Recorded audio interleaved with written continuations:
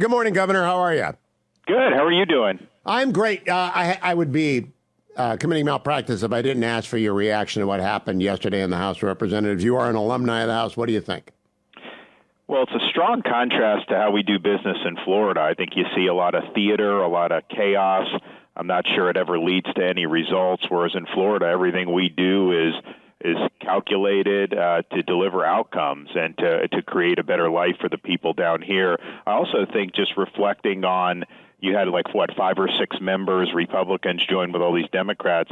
We were supposed to have a red wave in 2022, and that didn't happen. It happened in Florida, and we delivered 4 additional Republicans. But that was one of the best environments to run in for Republicans, probably since the 1940s, and we totally muffed it. And I think that this is part of the follow-on from that. But we just need leadership. I mean, we need to put leaders out there, deliver for the folks that we represent. So I think that we need order, we need smooth government operations, and we need to deliver results. That's what we've done in Florida for the last 5 years, and you see the contrast. Governor, now let me turn to the big stuff. I had dinner last night with a Marine Corps a field officer, and they asked me to ask you about grand strategy, and I read your promises to fix the military and how you are going to do that. Quote, within 6 months, the performance of all personnel enforced in our command and staff billets will be reviewed, and it goes on. It's a very good plan. He asked, though, what is the grand strategy you will sit down behind the Resolute desk on day one with, specifically China, Russia, and Iran? They are working together. How do you break up that deal? Well, we need a whole-of-society approach to fending off the CCP. This is our top threat. This decade will be the decisive decade. This is a military confrontation, perhaps, a technological, economic, cultural, all of those things. We need to have national policy geared towards fending off the CCP. And I think that Washington's policy, the D.C. kind of smart set, they've had all bark and very little bite with respect to China. I think on the current course, China will surpass us as we get into next decade. So some of the things we're going to do, you need more hard power in the Indo-Pacific. We are going to have a naval buildup. We'll shoot for 355 ships after the first term, and we'll get to 385 ships after term 2. But I think even more importantly than that, reinvigorating our defense industrial base and our shipbuilding capacity so that within 20 years we could get close to 600 ships. I think that we had an opportunity when COVID hit to really mobilize the country behind a common purpose of fending off the CCP, and we could have started doing some of this naval buildup there. But that's really, really important, and so we're going to do that. But I think everything we do is going to be viewed through the prism of how do we counter the China threat. Obviously, there's other threats in the world, and we'll deal with those. But just like Reagan dealt with the Soviets above all else, we need our grand strategy to focus on China above all else. Now, Governor, how does Russia fit into that? Because what my officer friend said last night, what's the end state that he envisions in Russia vis-a-vis Ukraine? What do you consider stability for the world in a position from which we can turn to the main player in the threat, which is China in the new Cold War? Well, we can stop empowering Russia through a dysfunctional energy policy. You can have the Green New Deal. I don't want that. I think it's bad. But just understand, when you go in Biden's direction, you are helping Russia, you're helping Iran, you're helping Venezuela, and you're also helping China. So we put out in Midland, Texas, a couple weeks ago, our plan for American energy dominance. We're going to choose Midland over Moscow. We're going to choose the Marcellus over the Mullahs, and we're going to choose Bakken over Beijing. Biden is effectively funding both sides of that conflict. His energy policy helps Moscow. He's also relieved sanctions on Iran, and then, of course, did the $6 billion. They're very much invested in helping Russia with all those things. But I think we have the economic levers to be able to weaken Russia, and that's just beyond the current conflict. That is what they rely on, and Biden's energy policy will make Russia more powerful. My energy policy will weaken Russia. Now, you are a veteran and a Navy man, but you realize, I think you realize, the budget just can't continue on as it has. We have to reallocate between the Navy, the Army, the Air Force, the Space Force, and the Coast Guard. Do you have a plan, and do you have someone in mind who would be the SecDef that would come in and really do what Weinberger did for Reagan, which is reshuffle the DOD so that we get it back to war fighting?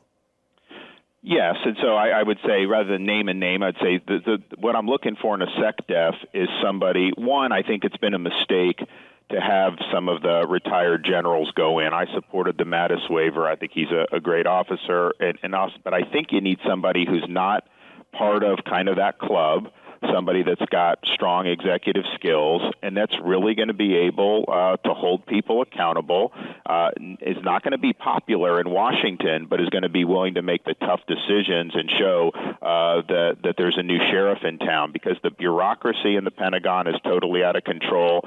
I do think that if you're pursuing a China strategy like I would, you do need a stronger Navy and a Marine Corps. I mean, that's just the reality of the threat that we face.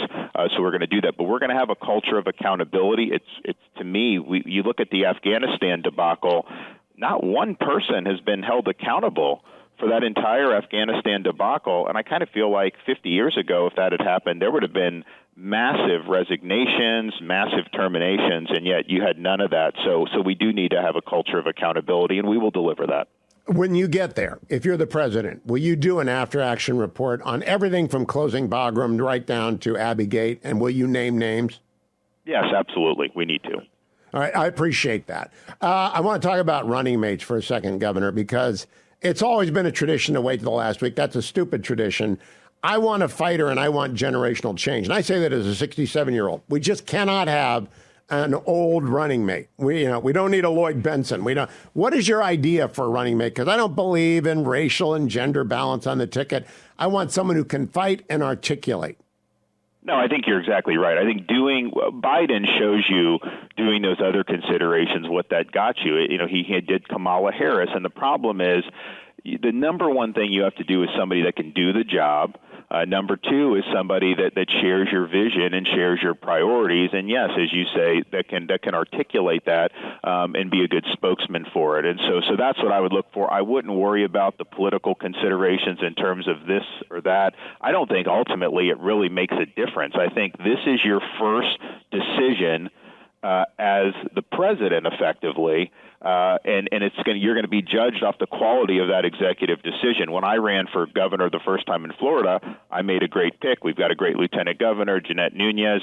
My opponent made a pick that wasn't as good, and then this re-election, my opponent picked the head of the Miami-Dade teachers unions, and so it's a window into your executive decision making, and so you got to get that right. But the most important thing is you're on that stage with someone you're waving. They say that person can be president, and that person is somebody that shares the governor's agenda. And you need someone to take the message to the other side. I mean, you really need a fighter. Let me go back to Russia. George W. Bush thought he could deal with Putin. Barack Obama sent the reset button. Hillary Clinton thought she could deal with Putin. Donald Trump thought he could deal with Putin. Joe Biden thinks he can deal with Putin, and his appeasement ended up with the second invasion of Ukraine. How do you approach Putin, who is a very evil man, Governor? So it's not through personality. It's not that I'm somehow going to charm him. It's using the leverage that we have at our disposal. I mentioned the energy, doing that, working with allies to be able to bring pressure to bear. These guys, they don't respond to kind overtures. They don't respond to personality. They don't all just want to hold hands and have a better world. They respond to leverage, and they respond to strength. And so we have to do that. I think that when presidents have been strong, I think it's been a successful deterrent for bad actors. Biden was kind of the worst of our worlds because, he comes in and it was just one thing after another, and that really green-lit, I think, a lot of bad people to do a lot of bad things. Now I want to switch to domestic policy. One of your big wins that nobody knows much about is New College. I applaud completely changing out the board. They named a new president yesterday, which was their acting president. That's great. They are considering doing away with tenure. I think tenure is a disease that is spread throughout the United States. As president, what can you do about tenure from K through 12 and in colleges that are state funded? through the accreditation cartel. So we're going to totally blow up the accreditation cartel. Right now, part of the reason universities operate they are is because they need to get accredited, and these accreditors are all trying to create the types of universities that we object to as conservatives. So we're going to have alternative accreditors. It's going to be, instead of you have to have gender studies or you have to have DEI to get accredited, it'll be the opposite. We're not going to accredit you if you have DEI and some of these other things. And so that is going to create, I think, an opportunity for a lot of innovation in higher ed. And what we've seen in New College, just by saying, I mean, basically we came in, new president, they got rid of things like CRT, they abolished the gender studies department, they rebranded the university as being the best classical publicly funded liberal arts college, and it's modeled after Hillsdale College. Hugh, the number of parents across this country who are interested in applying is unbelievable, and they were struggling to get applications, and we're lucky because our out-of-state tuition in Florida is about $16,000. Our in-state's about $6,400. So it's a bargain. It's a great place to go. But there's a huge demand. So we're going to use the accreditation. I think that's going to be a good thing, and I do think you're going to see a lot of changes in higher ed. Another thing we're going to do is we're going to make the universities responsible for the loans. That's going to cause them to change their behavior, because they're not going to be able to go on ideological joyrides with their curriculum, knowing that if somebody gets out of the university and they can't afford to get by, that the university may end up being on the hook. So you're going to see much more focus in terms of the subjects that are going to be offered because of those incentives. Now, Governor, the first couple of debates have sort of wandered away from Bidenomics.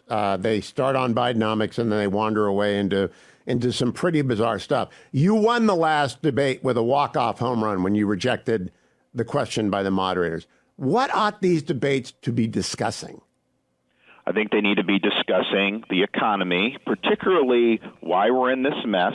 I think it's important to point out it all started with COVID in March of 2020. There was massive borrowing, printing, and spending under both Republicans and Democrats.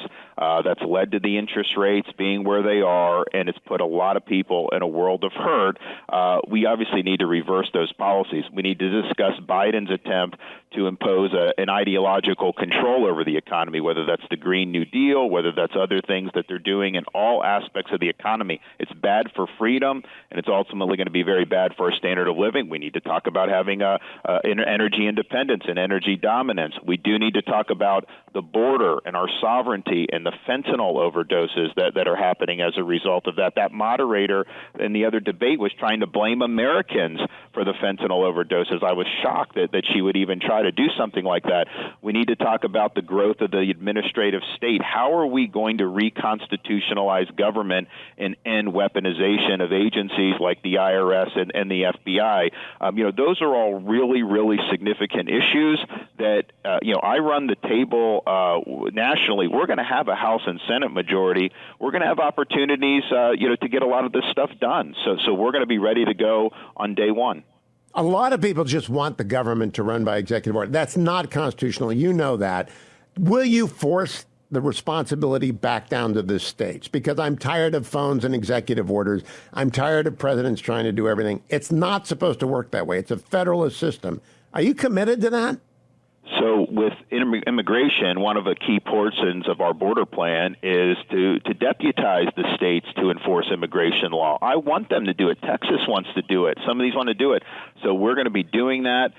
We will be devolving power back to the states. Look, there is a role for executive orders. I mean, if these agencies are doing things that are bad, you do an executive order to revoke the nonsense that Biden's doing. If we want to have the agencies behave in a better way, you can do an order, but the executive order is about how government operates. You can't do executive orders over society. You need legislation in Congress, or you need the states to be able to do it. But one of the things we do, everything that we're doing, we have a mind about, okay, we'll have 50-some senators. You need 50 in reconciliation. What can we put into that package? I think we can do stuff with school choice. I think we can do stuff with naval buildup. I think we can do, obviously, we're going to repeal a lot of Biden stuff, or as much as we can to get into there, reduce the deficit, extend the tax rate. So all of that stuff are things that we're going to be ready to go with so that we know we can actually get this stuff to stick. Because if you look at what Biden did when he came in, he reversed every single Trump policy basically on day one. And it's just been off to the races there. So you've got to be able to get this stuff to stick legislatively, and you got to empower the states so that they're able to get stuff to stick. Last question, Governor. We need an attorney general who actually knows DOJ, who has the respect of judges around the country and can attract talent. Do you have anyone in mind? Because we cannot swing and miss on that, as we did with Jeff Sessions, who I like, but he was a terrible attorney general. I've got some people in mind. I'd say here's the qualities I'm looking for. Yes, very smart, a constitutionalist, strong legal mind, but somebody that has backbone, because that swamp does not want DOJ reformed. So when you go in there and you clean house, you are going to face a lot of blowback. And so you just have to be okay with getting smeared in the New York Times and by CNN and all these, and just know that you're representing American people outside of the D.C. who want to see this justice system corralled. And you have a huge opportunity to make a great difference for the country, but it is going to come at a cost. So if you don't have that spine of steel, if you don't have that backbone, don't even bother applying. Governor Ron DeSantis, keep coming back. Good to talk to you. I look forward to the next debate in November in Miami on your home turf. Thank you, Governor. Thanks, Hugh. Take care. Bye-bye.